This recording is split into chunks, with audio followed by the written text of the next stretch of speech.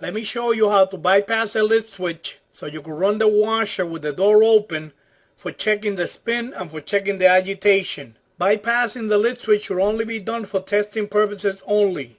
Disconnect the washer from the wall outlet. To open the controls panel, you will need to remove these 4 screws on top of the controls panel.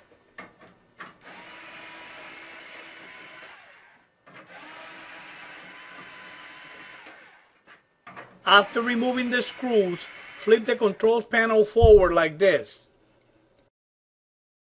You will need to make a jumper wire like this. Take a piece of wire, strip the 2 ends, apply solder to the ends, and take a file and shape the ends like this. Find where the lit switch is connected to the wire harness and disconnect it like this.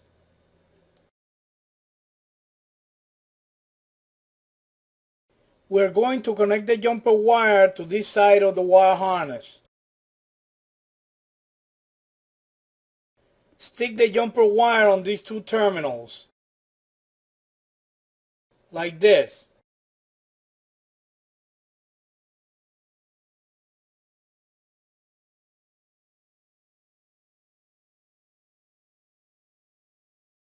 Then apply electrical tape around it to insulate the connection.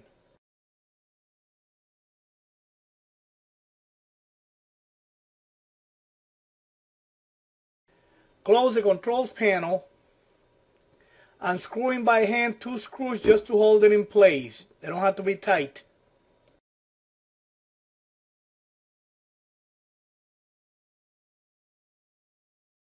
Connect the washer to the wall outlet.